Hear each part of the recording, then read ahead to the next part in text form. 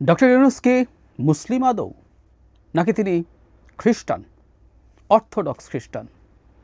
এবং তিনি যদি তা হয়ে থাকেন, তাহলে বিপুল সংখ্যাগরিষ্ঠ মুসলিমের এই দেশে তার সরকার প্রধান হওয়াটা কেমন দেখায়?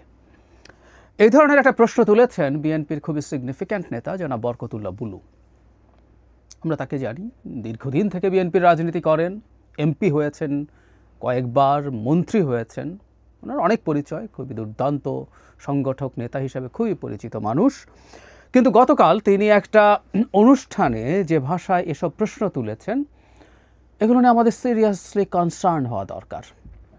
শেখ হাসিনা পতন পরবর্তী সময়ে আমরা আমাদের রাজনৈতিক পরিমণ্ডলটা কেমন হবে, রাজনৈতিক প্রতিযোগিতা, বাকবিতণ্ডা, ইভেন ঝগড়াঝাটিও আমরা কতটুকু পর্যায় পর্যন্ত নেব, ওটার পরিসীমা কতটুকু, রেড লাইনটা কোথায়, এই আলাপগুলো আমার মনে হয় করা খুবই জরুরি। সেই কারণে এই বক্তব্যটা আমার কাছে খুবই সিগনিফিক্যান্ট বলে মনে হয়। এটা নিয়ে একটু অন্তত আমাদের আলোচনা করে রাখা দরকার।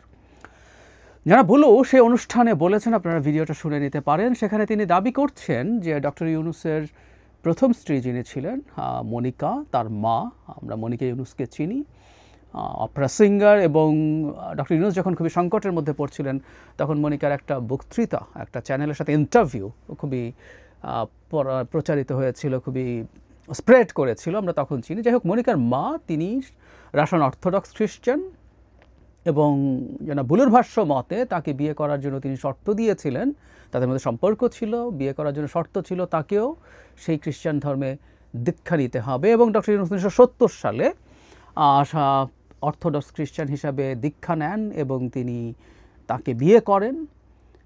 এখন তিনি এই প্রশ্ন তুলছেন যে এরপর তিনি আবার মুসলিম হয়েছে কিনা, মানে হচ্ছে যদি না হয়ে থাকেন তাহলে তিনি এখনও খ্রিস্টান আছেন, এবং আমাদের এই রকম ব্রুট মেজরিটি যেখানে মুসলিম সেখানে তিনি দায়িত্বে থাকতে পারেন কিনা, এই ধরনের একটা প্রশ্ন। এবং খুবই অবিশ্বাস্য একটা মন্তব্য তিনি করেছেন। তিনি এই ব্যাপারে খোঁজ খবর নেওয়ার জন্য জনাব নাহিদ ইসলাম, এনসিপি প্রধান এবং জামায়াত প্রধান ডাক্তার শফিককে অনুরোধ করছেন, এবং ডাক্তার শফিককে আল্লাহর অলি বলছেন। এটাও খুবই ইন্টারেস্টিং ব্যাপার, আল্লাহর অলি বলে ফেলছেন তিনি, এতটাই প্রতিষ্ঠিত।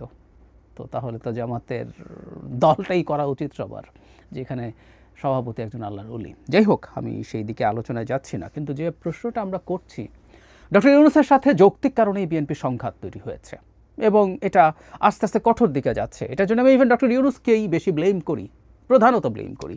এটা নিয়ে আমার যথেষ্ট আলাপ আছে, কথাবার্তা আছে। তার সরকার বিএনপির প্রতি বিমাতা সুলভ আচরণ করছে, তার সরকার একটা দলকে সমর্থন করছে, তার সরকার বিএনপির ডিসেম্বরের মধ্যে নির্বাচনের যৌক্তিক দাবিকে যুক্তি দিয়ে ফাইট করছেন। আজ পর্যন্ত আমরা জানি না কেন নির্বাচন ডিসেম্বরে করা যাবে না, এরকম অনেক কিছু। এবং তাদের এই সরকারের অনেক আচরণ দেখে এটা মনে হতেই পারে তারা তাদের সরকারটাকে as much as possible lengthy করতে চায়। এটা mid of next year, June next ইয়ারও না, আরও বেশি তারা এটাকে নিয়ে যেতে চায়। এগুলো মানার যথেষ্ট কারণ আছে।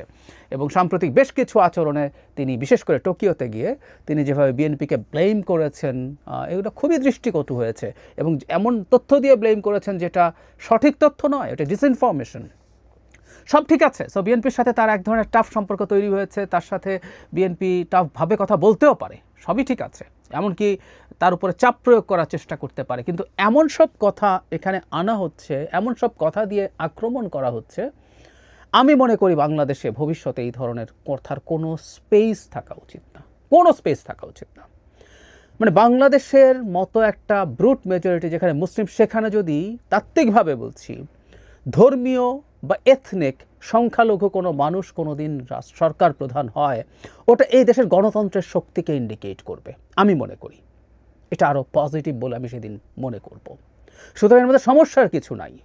আর কোনো একজন মানুষের এই ধরনের ব্যক্তিগত বিষয়, সেটা যথেষ্ট তথ্য প্রমাণ উপস্থাপন না করে বলা, আর থাকলেও এগুলো আমাদের পলিটিক্যাল স্ফিয়ারে আলোচনার বিষয়ই না।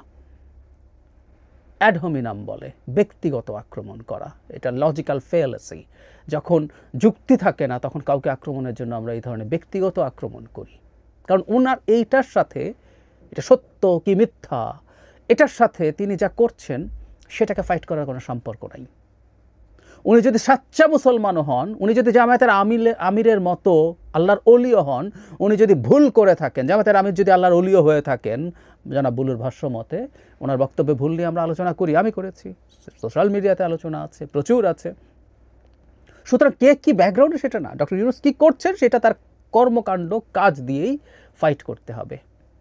এই ধরনের বিষয় বাংলাদেশের রাজনীতিতে ভবিষ্যতে রেড লাইন হিসাবে থাকা উচিত। এই রেড লাইন কেউ ক্রস করবেন না। আমি মনে করি বিএনপির কখনো কখনো আমরা দেখছি, কোনো কোনো জায়গায় দেখছি, কোনো কোনো নেতার মধ্যে এক ধরনের ইনটলারেন্স তৈরি হচ্ছে। এই ইনটলারেন্সের কারণে কেউ এমন কথা বলছেন যেটা বলা একেবারেই অন্যায়, কেউ কেউ মেজাজ হারাচ্ছেন, কখনো রিপোর্টারের উপরে, কখনো সহ আলোচকের উপরে।